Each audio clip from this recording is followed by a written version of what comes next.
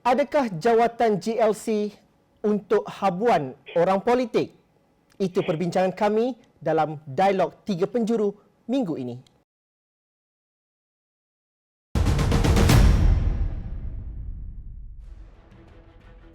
Assalamualaikum, salam sejahtera. Anda bersama saya Zulfitri Yusof minggu ini dalam Dialog Tiga Penjuru.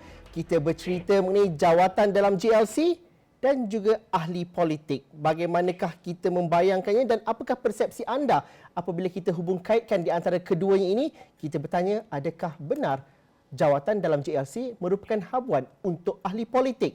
Saya tidak akan menjawab persoalan itu, tetapi saya ditemani bersama pada malam ini ialah Datuk Seri Ahwal Sata, merupakan Presiden Persatuan Pemeriksa Fraud Bertauliah Malaysia. Saya juga ditemani oleh pengerusi bersih 2.0, Saudara Thomas Fan, dan juga Puan Rafidah Saim, Ketua Pegawai Eksekutif Institut Integriti Malaysia, juga bersama dengan kami dalam Dialog Tiga Penjuru pada hari ini. Saya mulakan sesuatu perkara ataupun soalan yang mudah untuk kita fahami kepada Datuk Seri Ahwal Sata dahulu. Mungkin apa yang terjadi pada minggu lepas apabila Datuk Seri Tajuddin Abdul Rahman ditamatkan perkhidmatannya sebagai pengerusi prasarana, ianya menimbulkan pelbagai reaksi. Tetapi ini adalah salah satu contoh saja yang dipetik. Banyak lagi jawatan-jawatan tertentu yang masih dipegang oleh ahli-ahli politik. Jumlahnya itu nanti kita dedahkan kemudian.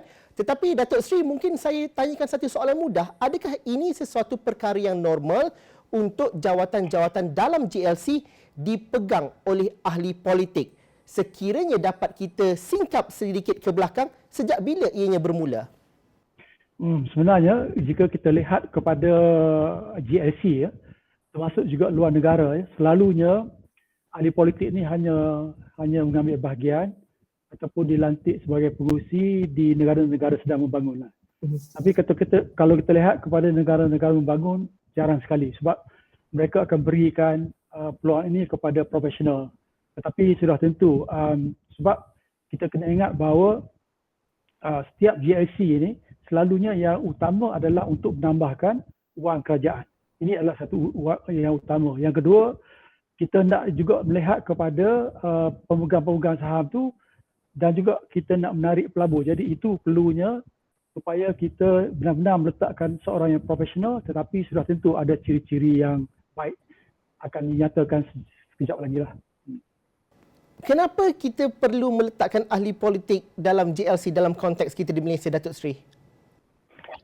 Sebenarnya kita nak kata semua ahli politik tak bagus, tak boleh juga. Ada kan, 1, 2, 3 orang yang bagus, yang menjalankan tugas baik sebab ini dapat feedback daripada CEO dan juga pegawainya. Tapi masalahnya, kebanyakan daripada ahli politik ini selalunya, sebab dia punya objektif adalah yang pertama untuk menjaga dia punya kawasan, yang kedua adalah untuk malis ke politik. Jadi kalau kita banding dengan profesional dia lain, dia lebih kepada bisnes.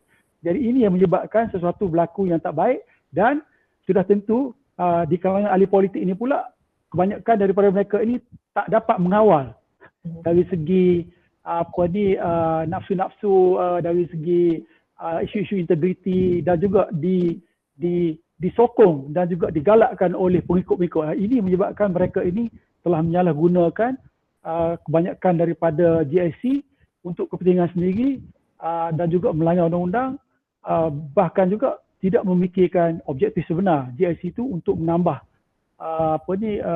wang ataupun pendapatan kerajaan, tetapi lebih menghabiskan wang-wang tersebut. Jadi ini merupakan satu perkara yang pelik. Jadi kita kena ingat bahawa ada satu perkara apabila ahli politik mula masuk dalam GLC, maka ini merupakan satu permulaan rasuah. Yang pertama, apabila ia diberi tempat oleh orang-orang atasan itu, maka sudah tentu dia akan menjaga masa depan dan juga apabila orang atas itu mempunyai masalah. Dan apabila ia merupakan penerima jawatan itu pula, mereka ini akan menggunakan kedudukan itu untuk memperkayakan diri, tak semua, tapi kebanyakan daripada mereka, dan juga memberi kontrak-kontrak kepada kroni, kepada adik-beradik dan sebagainya. Dan ini boleh menyebabkan satu perkara yang dan juga memberi impak yang tak baik kepada kerajaan dan juga imej negara. Apa yang Datuk katakan ini, Datuk Seri katakan ini bukan contoh yang diandaikan. ianya juga adakah benar kalau saya katakan ini sudah dibuktikan dengan pertuduhan-pertuduhan di mahkamah dan juga apa yang berlaku kebelakangan ini daripada kalau kita lihat daripada 10 tahun lepas, Datuk Seri? Ya, sudah banyak kes-kes yang telah dituduh. Bahkan juga oleh kerana 4-5 orang ahli politik ini yang dituduh dengan jumlah wang yang begitu banyak sekali, maka ini telah menimbulkan satu kemarahan dan juga perasaan tak senang hati di kalangan rakyat bahawa mereka ini, tujuan mereka untuk memegang jawatan GLC ini bukan untuk kebaikan GLC tetapi untuk memperkayakan diri. Jadi jarang di Malaysia ni kalau kita mau lihat seorang ahli politik itu apabila dia masuk politik adalah untuk bekerja untuk masyarakat dan rakyat. Saya rasa jarang. Sebab kita kini kekurangan negarawan. Kita banyak ahli politik. Sebab ahli politik ni selalu dia memikirkan bila dia punya pilihan raya, sedangkan negarawan ni yang betul-betul akan memikirkan rakyat dan juga pastikan bahawa harta-harta negara tak diseleweng dan juga memastikan bahawa generasi akan datang akan bertambah baik dan negara ini akan terjamin untuk masa depan mereka. Puan Nur Hafizah, kalau kita dapat fahami persepsi yang baik kalau kita bercerita mengenai integriti, kita kaitkan dengan persepsi yang baik. Tetapi mengapa lantikan politik dalam JLC sukar untuk dimurnikan? Malah orang politik baik daripada bahagian blok pembangkang ataupun blok kerajaan apabila memegang jawatan dan juga mendapat mandat dan juga kuasa, mereka akan mengatakan dan juga mengeluarkan frasa kata, oh lihatlah lantikan politik itu dari sudut yang positif. Akan tetapi itu sukar untuk diterima rakyat. Mungkin daripada sudut integriti, bagaimana kita nak melihat bahawa lantikan politik dan juga dalam JLC seolah-olah seperti diibaratkan umpama meletakkan minyak dalam air, ianya sukar untuk diadun baikkan dan juga diberikan persepsi yang baik. Ya, terima kasih. Sebenarnya bila kita tengok keadaan sekarang ni, lantikan politik di dalam GLCs seperti sudah hilang kepercayaan lah daripada rakyat, daripada stakeholders disebabkan kes-kes besar yang berlaku. Tapi seperti mana yang Datuk Seri Abah cakap tadi, disebabkan oleh a few of them, not one, but there are a few of them, and kita tak nak perkara ni berlanjutan dan rakyat tidak percaya lagi. Tahap integriti politician perlu dijaga sekarang ni. Kalau mereka tidak menjaga integriti mereka, dan negara kita akan kehilangan kepercayaan daripada rakyat terhadap ahli politik. Dan lantikan politician bukan saja GLCs, di mana-mana akan mendapat negative perception daripada rakyat. Kita kena ingat, rakyat ni sebenarnya dia ada kuasa yang besar. Jadi sebagai ahli politik, mereka juga kena berhati-hati. Kerana walaupun mereka tidak bersuara, sekarang ni mereka agak lantang lah. Mungkin kita rasa benda tu tak serius. Tetapi bila sampai ke pilihan raya dan benda ni akan jadi very serius. Jadi sepatutnya integriti setiap ahli politik mereka kena jaga. Jaga betul-betul satu. Satu lagi, setengah daripada mereka tidak faham apa itu tanggungjawab sebagai seorang board of directors ataupun chairman. Sebab tanggungjawab sebagai chairman atau board of directors ni sangat-sangat besar. Kalau mereka tahu betul-betul apa tanggungjawab mereka, saya rasa tak ramai yang nak jadi board of directors atau chairman. Saya sendiri takut nak jadi board of directors. Jadi salah satunya ialah mungkin mereka tak faham atau buat-buat tak faham tanggungjawab mereka. Yang ketiganya, mungkin saya hairan jugalah, yang ini saya my personal view. Kalau kita salahkan the chairman alone, saya rasa tak fair. Sebab the chairman tidak akan membuat keputusan berseorangan. Okay, the keputusan akan dibuat dengan kelulusan semua ahli lembaga pengarah. Dan untuk GLCs, di dalam GLC, saya pastilah mesti ada di kalangan penjawat awam yang menjadi orang kata apa, ahli lembaga pengarah. Jadi mereka ini perlu memainkan peranan mereka sekiranya chairman itu sudah tidak berintegriti. Jadi saya pun heranlah kenapa chairman boleh buat sesuka hati. Sebab kita ada, sepatutnya lah GLC ada a good governance in place. Itu sajalah daripada saya. Adakah itu kerana budaya politik itu dibawa masuk terus ke dalam GLC itu pada pandangan puan? Ya, mungkinlah budaya politik tu dibawa masuk. Tetapi di dalam setiap organisasi, mereka kena mematuhi Code of Corporate Governance. Especially yang mana di bawah bursa, ya, big GLCs tu. Jadi sekiranya berlaku kes-kes sebegini, saya tak faham. Sebenarnya saya tak faham. Mereka mesti ada internal process, mereka ada prosedur, SOP, kelulusan. Bila nak buat procurement, they have a very strict SOP. Kenapa masih boleh satu orang berkuasa veto power? Boleh orang kata apa? Boleh lanyak ajalah all these procedures, governance. Saya tak faham yang itu. Sebab there are a lot of people dalam board tu, ahli lembaga tu. Saudara Thomas, mungkin soalan saya yang seterusnya ialah ramai yang akan melihat konteks ini dalam sudut manifesto dan juga siapa yang lebih berintegriti, siapa yang lebih putih dalam memperjuangkan ketelusan dan juga tidak lantikan politik dalam GLC. Kita ada sejarah, kita di fasa politik yang mana semua ada track recordnya. Baik Perikatan Nasional, baik Pakatan Harapan, baik parti-parti politik mana pun, semua ada track record. Pakatan Harapan dahulu, ini meletakkan bahawa tidak ada lantikan politik dalam jawatan-jawatan dalam syarikat-syarikat besar GLC. Tetapi sejarah telah membuktikannya tidak sepenuhnya dipatuhi. Apabila Perikatan Nasional naik, itu juga dilihat macam kembali ke era satu ketika dahulu. Mungkin daripada segi angka, mungkin Thomas ada angka-angka tertentu yang melihat berapa ramai lantikan politik yang diletakkan dalam GLC ini dan juga syarikat-syarikat agensi-agensi kerajaan dan sejauh mana ianya bertentangan dengan kemahuan rakyat pada hari ini. Ya, terima kasih. Sebelum tu saya dari awal nak buat satu perbezaan antara ahli politik yang sudah dipilih sebagai wakil rakyat, iaitu ahli parlimen atau ADUN, dan ahli politik yang bukan wakil rakyat. Kerana amat sukar kalau kita nak kata seorang bukan seorang ahli politik, kerana walaupun dia tidak ada position dalam parti, mungkin dia penyokong ahli politik juga. So kalau kita tengok wakil rakyat saja, dalam zaman PH, kita nampak walaupun dalam manifesto dia janji dia tidak akan melantik ahli politik dalam GLC, dia juga melantik. Dalam zaman PH, dari senarai kita, dari laporan yang kita baru keluar, kita nampak ada 8 orang MP dan ADUN yang dilantik kepada GLC yang penting.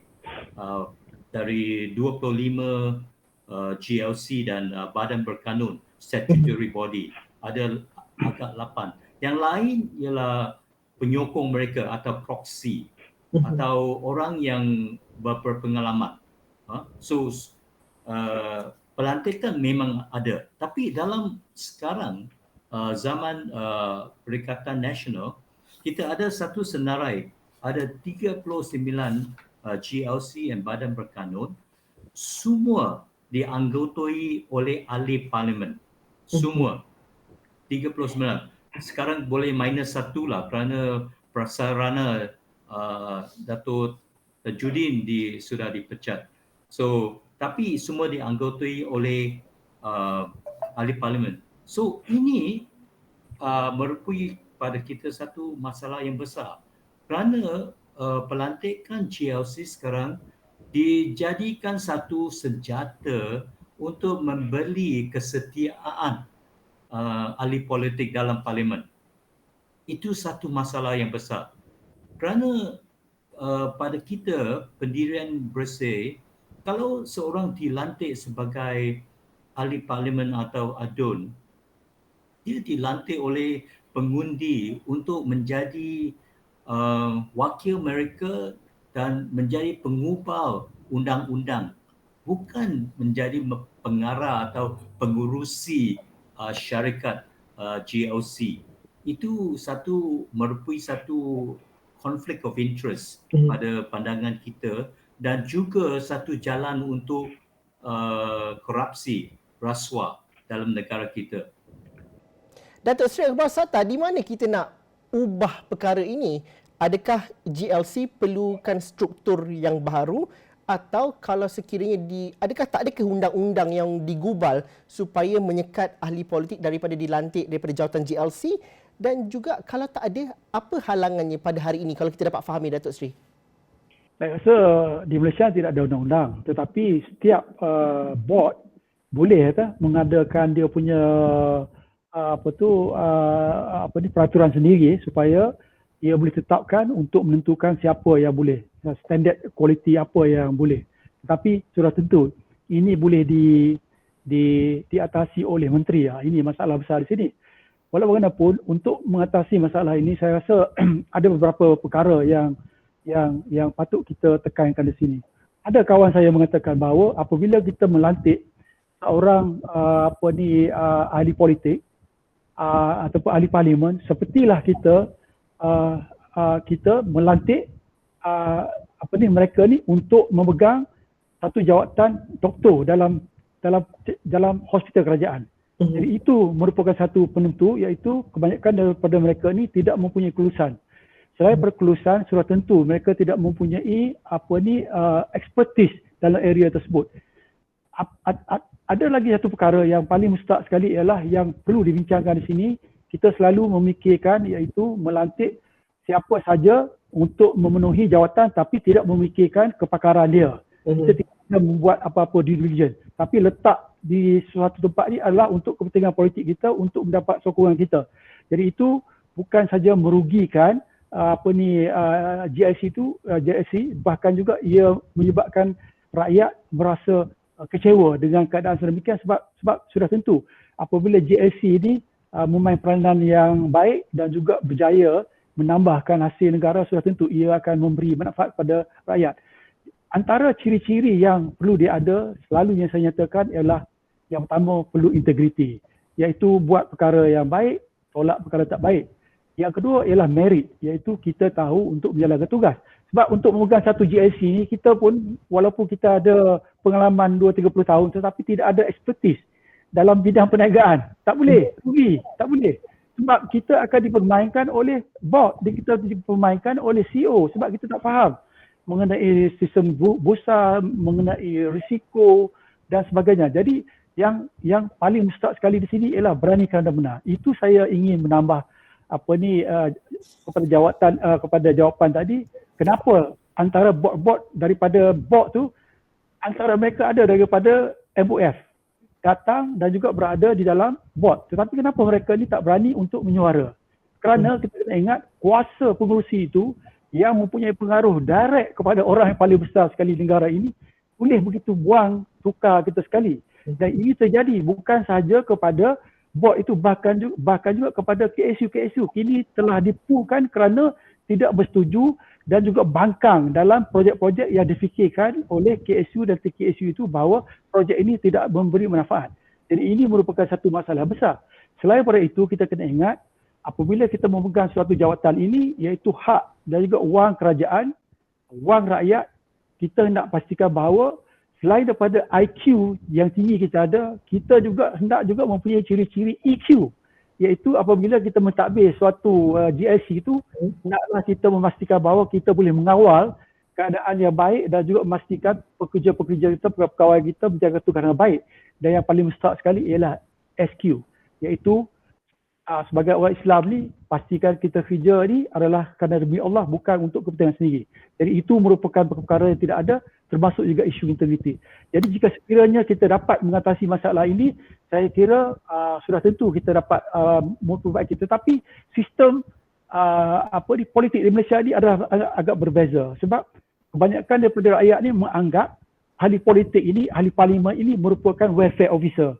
Jadi oleh kerana sebab itulah jadi ahli-ahli politik yang tak kaya ni, selalunya mereka masuk politik jadi kaya, kecuali mereka dah kaya, terpaksa mengambil sebahagian 10%, 20% daripada mereka daripada untung ataupun dia mark up harga-harga kontrak adalah demi untuk hidup dan juga memberi kepada dan juga melayan rakyat-rakyat di kawasan masing-masing. Jadi ini merupakan merupakan satu masalah yang besar, iaitu kita menghadapi krisis integriti, iaitu bukan saja di kalangan pemimpin bahkan juga rakyat. Ini merupakan satu perkara yang perlu kita lihat, sebab jika sekiranya isu integriti ini semakin berluasa dan juga kita tidak mempunyai adab yang baik, sudah tentu negara kita, masa depan negara kita saya rasa akan gelap.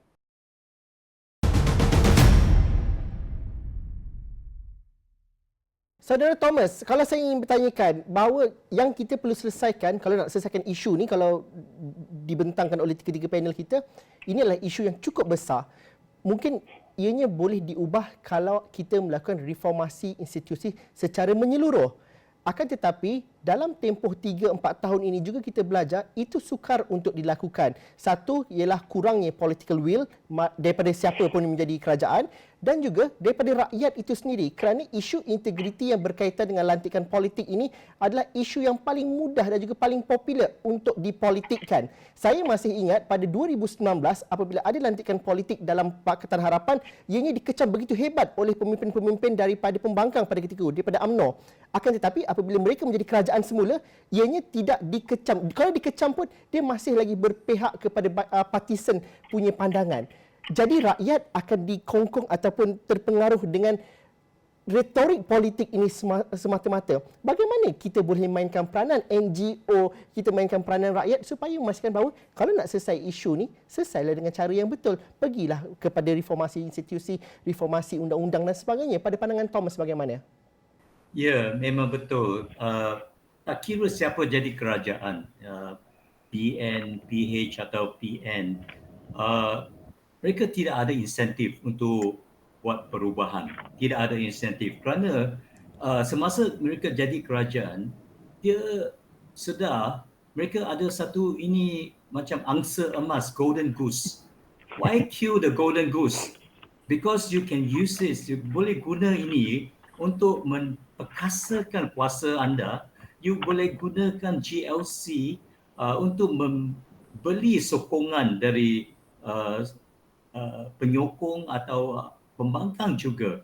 Dan kerana masalah kita, kalau kita nampak sekarang, dari sejak itu langkah Sheraton 1 tahun lebih yang lalu, 1 kerajaan persekutuan dan 6 kerajaan negeri ditumbangkan. Mengapa? Pelompatan ahli parlimen dan ADUN ke parti lain. Mengapa mereka lompat? Kebanyakan mereka kata kerana kalau mereka tidak bersama dengan kerajaan, mereka tidak akan ada alokasi atau sumbangan untuk berkhidmat untuk rakyat mereka, pengundi mereka. So mereka mesti bersama dengan kerajaan. Mengapa? Kerana kebanyakan mereka yang tadi saya sudah kata dilantik jadi pengurusi atau pengarah di GLC dengan gaji-gaji yang besar, yang lumayan. Oleh itu, ini jadi satu perkara yang amat penting untuk kestabilan politik negara kita juga. Bukan hanya satu isu rasuah, tapi kalau negara kita tidak ada kestabilan politik, tidak ada keyakinan pelabur datang ke negara kita semasa kita dalam keadaan pandemik juga. So, apa yang penting ialah kita nak faham memang tidak kira siapa jadi kerajaan, mereka tidak ada insentif. Kerana they come to power, they tengok Wow, golden goose. Sudah. Golden goose, why kill it? So apa yang kita perlu ialah tekanan dari rakyat. Seperti yang Puan Nur Hafiza kata, memang rakyat yang pengundi yang penting. Tapi apa yang penting ialah tiap-tiap 5 tahun saja pada pilihan raya saja mereka jadi bos. In between mereka bukan bos. So apa yang kita hendak ialah satu undang di mana pelompatan parti dihentikan. Kalau dia lompat, kita boleh pecatkan mereka. So kita ada buat cadangan mengubah satu undang yang baru panggil recall election atau pilihan raya pecat wakil rakyat. Di mana kalau dia lompat dan tidak disokong oleh pengundi dia boleh dipecat. Kalau dengan itu mereka akan think twice before they do that. So we need pressure from the rakyat untuk mengubahkan undang-undang baru dan kita mesti menolak wakil rakyat yang tidak berintegriti. Rekodnya sudah ada. Dia lompat sini, lompat sana. Puan Nur Wakil Hafiza, rakyat ni mesti ditolak. Puan Nur Hafiza, kalau saya nak tanyakan, itu bukan tugas mudah untuk memastikan rakyat betul-betul menjadi kuasa pendesak yang baik, kerana rakyat juga kadang-kala mudah memakan retorik ahli politik. Rakyat juga perlu tahu dan juga perlu faham situasi ini bagaimana. Ini kalau kita bincang, persepsinya pada hari ini seolah-olah dah jadi satu budaya yang kita terima, lantikan politik dalam JLC. Tak apa orang politik. Kalau dulu zaman 60-an, 70-an, kita fahamlah kalau masuk politik boleh pegang jawatan kerana nak memudahkan penyaluran dana kepada rakyat. Tetapi saya juga kadang-kadang agak skeptikal kalau perkataan itu masih lagi digunakan oleh ahli politik pada hari ini. Bagaimana rakyat perlu betul-betul memberikan tekanan yang sebenarnya, kerana ini seolah-olah sudah menjadi satu pembudayaan yang dinormalisasikan. Malah sekiranya ada lantikan daripada mereka yang betul-betul berwibawa ataupun berdasarkan merit, kita akan kata, kenapa dia dilantik? Siapa dia sebelum ni? Kenapa dia boleh naik begitu saja? Muda lagi budak ni. Itu antara kata-kata yang selalu kita dengar. Pada pandangan Puan, bagaimana sebenarnya, adakah kita rakyat memainkan peranan yang sebenarnya? Adakah kita memainkan menjadi kuasa pendesak yang betul, dan juga bagaimana naratif kita yang kita gunakan untuk berhadapan dengan isu-isu seperti ini? Okey, sebenarnya kita start dengan nilai lah individu. Okey, sebelum bila kita bercakap mengenai integriti lah, sebenarnya integriti bukan sahaja di kalangan ahli politik, tetapi kita juga berdepan dengan masalah integriti di kalangan penjawat-penjawat awam yang bekerja di kementerian-kementerian dan jabatan-jabatan kerajaan. Kita juga berhadapan dengan masalah integriti yang bekerja di swasta dan macam-macam lagi, masyarakat, integriti di masyarakat kita dan sebagainya. Sebenarnya memang ini adalah satu perkara yang sangat serius. Sebenarnya saya susah hati. Saya sangat-sangat susah hati bila saya tengok tahap integriti di mana yang kita rasa kita boleh be proud of. Saya tak nampak kat mana ni sekarang. Sebab kalau kita cakap pasal integriti ni, kita bermula daripada individu dulu. Mula-mula nilai setiap orang, saya rasa semua ada nilai-nilai. Dia tahu nilai ni bagus, yang ni tak bagus. Tetapi behavior tu, apa yang dia buat bertentangan dengan nilai yang dia pegang. Okay, benda tu salah tapi dia buat juga. Jadi integrity is about doing the right thing even when nobody is watching, right? So sehingga setiap orang kata apa, setiap citizen, Malaysian citizen boleh berpegang kepada doing the right thing even when nobody is watching. Selagi itulah kita tak boleh, because kita tak boleh orang kata apa, nak have one solution for all. Jadi semua orang sebenarnya bertanggungjawab untuk memperbaiki budaya integriti, menaikkan integriti di Malaysia ni. Kita boleh kata ini salah orang ni, ini salah orang ni, sebab each one of us kena berintegriti. Kita kena practice, kita kena behave apa yang kita believe. sehingga kita boleh buat tu, setiap orang boleh buat macam tu, barulah kita dapat budaya integriti yang baik. Dan kita tak ada semua masalah ni. Tak kisahlah ahli politik ke, bukan politik ke, nak duduk dekat GLCs ke, dekat mana-mana, no issue. It's no issue. Tetapi macam tadi Thomas kata kita kena tunggu 5 tahun sekali untuk mengundi dan juga menjadi tuan dalam negara ini. Akan tetapi rakyat juga ada yang kecewa dan juga marah dengan pelbagai situasi. Mereka mengatakan bahawa kuasa mereka di media sosial sekarang ini, dan mereka kata ada sesuatu yang boleh dilakukan. Akan tetapi adakah kita betul-betul meletakkan itu di landasan yang baik untuk menjadi kuasa pendesak pada hari ini? Kerana demokrasi sudah berbeza, kuasa mendesak juga sudah berbeza. Pada pandangan Puan bagaimana? Ya, saya ada pro and cons dia. Menggunakan social media ni ada pro and cons dia. Kadang-kadang news tu tak betul.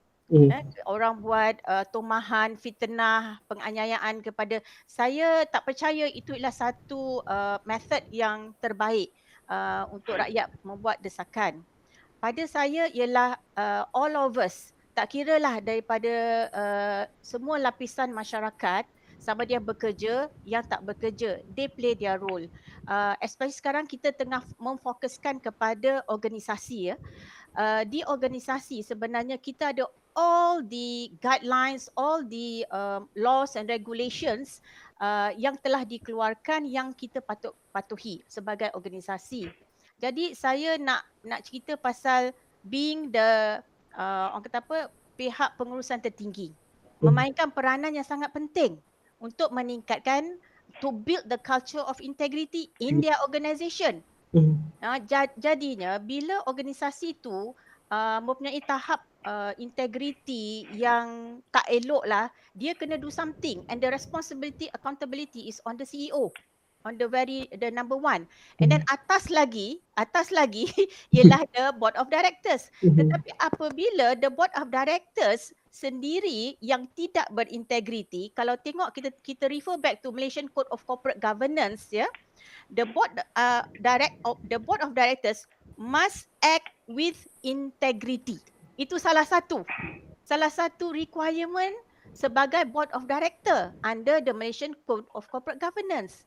Jadi sekarang ni di mana kenapa the board of directors ataupun chairman ni tak mematuhi this code of corporate governance sebagai board of directors, dan tiada tindakan diambil kepada mereka yang melanggar this code of corporate governance. Tadi saya pun saya suka juga nak ulang sekali lagi berkaitan dengan apa kita boleh buat regarding this board of directors yang incompetent. Pertama sekali, kena ada integrity vetting. Okay, sebelum orang tu dilantik sebagai board of directors, kita kena buat integrity vetting dan kita kena buat due diligence.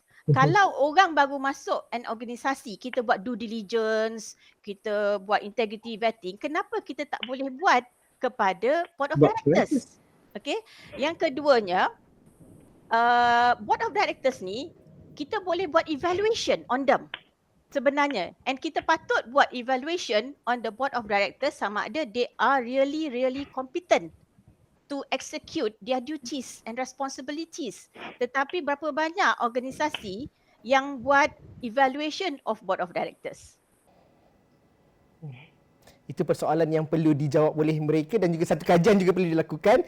Datuk Seri Akbar Sata, mungkin kita melihat kepada konteks di Malaysia, tetapi ada negara-negara tertentu, tak payah pergi jauh, di seberang tambak di selatan itu, Singapura contohnya, mereka ada GLCs juga, mereka ada, kalau rating berkenaan dengan good governance dan sebagainya, selalunya letak di atas, integritinya diletak di atas. Mereka ada GLC, mereka ada juga bayangan dan juga campur tangan daripada kementerian untuk GLCs mereka. Apa yang berlaku di sana? Mungkin kita dapat fahami. Mungkin tidak semuanya baik, tidak semuanya positif, akan tetapi ini bukanlah perbandingan antara Orange dan juga Apple dan sebagainya, tetapi kita fahami apa yang berlaku di sana. Dan juga kalau dalam contoh-contoh tertentu, mungkin ramai netizen mengatakan bahawa lihat di Korea Selatan ataupun di Jepun contohnya, bagaimana mereka bertanggungjawab apabila sesuatu terjadi dalam syarikat mereka. Mungkin Datuk Seri dapat memberikan sedikit gambaran contoh-contoh terbaik yang ada di luar.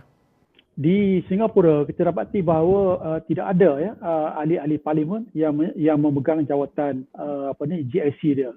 Jadi yang ada pun bekas-bekas ahli parlimen. Itu pun dipilih berdasar kepada kriteria. Kita kena tahu bahawa Singapura ini untuk menjadi menteri dia akan memilih orang-orang yang bijak dan juga mempunyai integriti ya. Selalunya itu merupakan faktor-faktor yang begitu penting.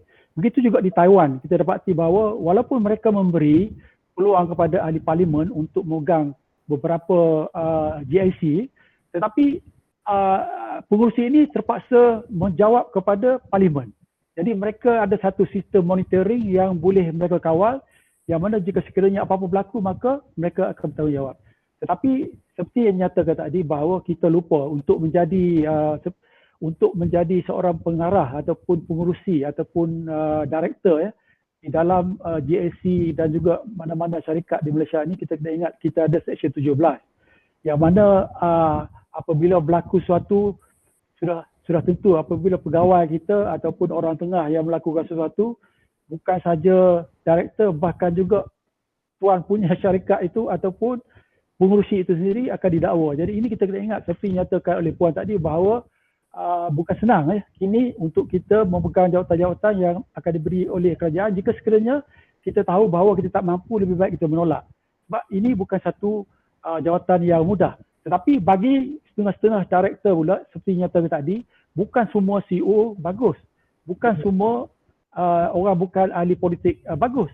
Ada juga di kalangan CEO, di kalangan orang-orang profesional ditangkap oleh SPRM dan juga didakwa oleh polis sebagainya. Jadi mereka ini merupakan satu masalah yang kita katakan, kalau kita ikut fraud teori, kita ada tiga lah. Yang pertama, opportunity, maknanya mereka mempunyai peluang bekerja di sana. Yang kedua, dikenali sebagai pressure lah. Pressure ni mungkin kerana berjudi, nak hidup mewah ataupun daripada orang rumah dan sebagainya. Tetapi yang paling besar sekali ialah rationalization. Rationalization ni maknanya seperti yang nyata tadi, political will. Kita perlukan sincere political will. Maknanya orang atas nombor pertama, yang pertama tu hendaklah menunjukkan contoh yang baik dan juga mempunyai political will supaya kita berkendakkan supaya GIC yang diterajui oleh ketua-ketua ini dianggotai oleh orang-orang yang benar-benar mempunyai pengalaman dan juga membawa kebaikan kepada negara. Tetapi bukan semata-mata untuk kepentingan kita, untuk kekuasaan kita. Itu merupakan satu political will yang perlu ada. Sebab rationalization, jika sekiranya orang atas membuat sesuatu, jadi orang bawah ini, pengurusi buat sesuatu, maka orang bawah ni kata, kalau pengurusi aku boleh ambil 30%, kenapa aku tak boleh ambil 10%? Aku juga bekerja seperti pengurusi. Dan ini akan pergi ke peringkat lain. Dan juga ia pergi ke atas, ke menteri, ke Perdana Menteri dan sebagainya. Jadi ini merupakan satu perkara yang kita kena ingat, orang-orang melihat kita, orang-orang mengkaji kita, rakyat mengkaji kita. Cuma masalah rakyat kita di Malaysia ni, apabila sampai pilihan raya, duit memainkan satu peranan yang penting. Kadang-kadang kita mempunyai marah sudah 4 tahun diperintah oleh suatu parti politik, tetapi pada hari mengundi oleh kerana faktor duit ini boleh menukar kita punya fikiran oleh kerana duit. Jadi ini merupakan satu perkara yang paling besar sebab kita lupa bahawa dengan mendapat 300-400 diberi oleh ahli politik ini, ia akan merugi sangat besar. Dan satu lagi perkara selain daripada akta lompat parti seperti dinyatakan oleh Thomas tadi, yang paling penting adalah akta dana politik. Kerana inilah merupakan segala ibu yang merupakan yang berlaku rasuah di negara ini. Jadi kebanyakan daripada orang politik ini masuk dalam GIC, inilah merupakan satu tempat yang mana mereka akan tumbuh satu yayasan, mengumpul duit dan menggunakan duit itu kadang-kadang kononnya sebagai CSR, kadang-kadang ia menggunakan dana politik untuk memberi kepada pengikut-pengikutnya ataupun orang-orang tertentu. Jadi ini merupakan satu perkara yang patut kita lihat. Jadi sebagai ahli sebagai director dalam board, saya rasa ini saya nak tambah sikit lagi tadi, iaitu jika sekiranya pengurusi dan juga ahli-ahli board lain dan kita juga mewakili daripada MOF, kita dapati bahawa ada suatu kontrak itu diberi kerana harga mahal dan sebagainya, dan kita macam merasa was-was. Tetapi apakah salahnya jika sekiranya kita mengarahkan pecatat minat itu menulis bahawa kita tak setuju. Jadi kebanyakan daripada senario ini apabila kita lakukan sesuatu, kita mengarahkan ataupun memberitahu kepada masyarakat bahawa kita tak setuju, mereka akan catat. Jadi apabila berlaku sesuatu disiasat oleh SPRM, ini akan memberi satu kelebihan kepada kita. Bahkan juga banyak daripada situasi yang mana apabila kita buat sedemikian, pengerusi dan juga bot lain tak berapa berani untuk menyerahkan, menawarkan sesuatu kontrak itu yang memberi kepada kroni ataupun tidak memberi manfaat ataupun tidak ada value for money.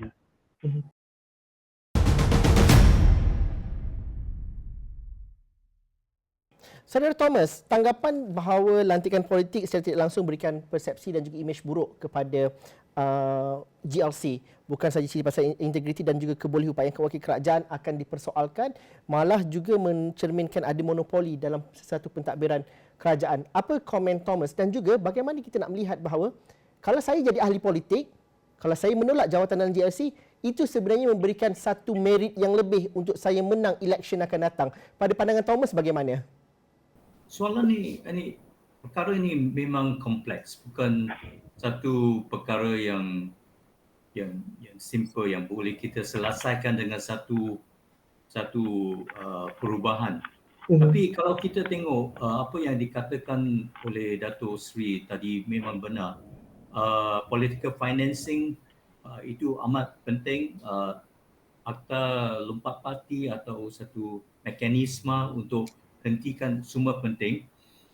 Tapi saya rasa kalau kita nak selesaikan masalah ini, kita mesti datang dari semua penjuru. Dan satu yang penting ialah Saudara Fauzi sendiri dalam institusi atau sektor media, apa yang kita perlu ialah media yang bebas. Media yang bebas dari pengaruh han politik dan berani untuk mendedah sebarang korupsi atau rasuah yang ada dalam negara kita. Saya setuju dengan Puan Nur Hafizah yang kata social media walaupun sekarang satu senjata yang amat penting, tapi is a double-sided sword. It can be good, but also for fake news. So, but independent media, investigative journalism itu senjata yang kuat. Kalau kita tidak lupa apa yang terjadi dengan 1MDB ialah the consequence, the result of investigative journalism. Both Sarawak Report dan juga Wall Street Journal yang dedahkan apa yang terjadi, skandal yang amat besar. So kita perlukan itu juga untuk handle isu yang besar ini. Dan saya rasa momentum sekarang untuk perubahan bersama kita.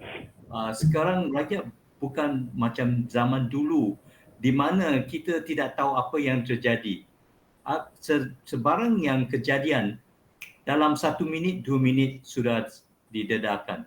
So kita mesti memain peranan kita untuk social media dan tapi juga semasa pilihan raya juga kita mesti menggunakan undi kita dengan bertanggungjawab dan jangan jual undi kita, tapi gunakan undi kita untuk memilih wakil rakyat yang berintegriti, rekodnya memang berintegriti. Itu saya rasa amat penting.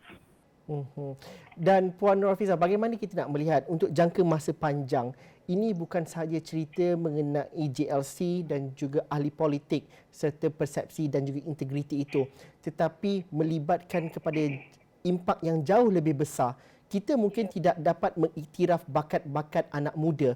Kita mungkin tidak dapat mengiktiraf bakat-bakat yang terhebat, putera terhebat negara ini sekiranya perkara ini masih lagi berluasa. Kita tidak mahu lagi persepsi dan juga budaya yang kalau nak berjaya, nak jadi kaya, nak ada jawatan dalam Malaysia ni kena masuk politik.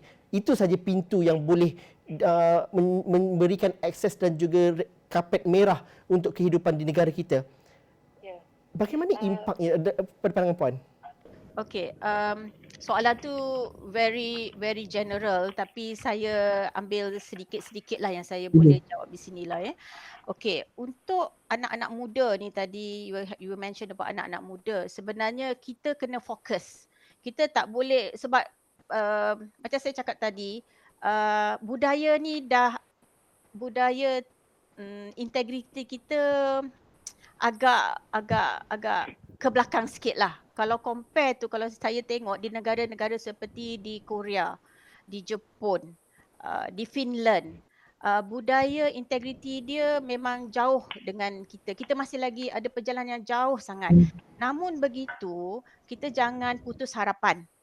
Saya masih berfikiran positif lah. We can do something. We can do something. Sedikit-sedikit lama-lama jadi bukit. Jadi jangan putus asa. Okey, untuk anak-anak muda ni, ni saya punya pandangan lah. Kita ada anak-anak muda yang cerdik pandai, di mana kita menghabiskan berjuta-juta wang kerajaan menghantar mereka ke luar negara, ya, untuk melanjutkan pelajaran. Dan apabila mereka balik, alangkah ruginya kalau mereka ini tidak berintegriti. Jadi inilah satu area yang kita kena fokus supaya mereka yang kita hantar ke luar negara, mereka masih lagi orang kata sebagai kain putih ya.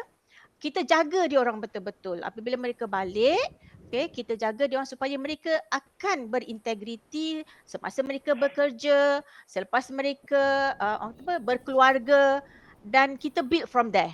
Okay, kalau kita nak buat keseluruhannya memang is quite impossible. Macam Institute Integrity Malaysia, kita cuma ada 60 orang aja, 70 orang.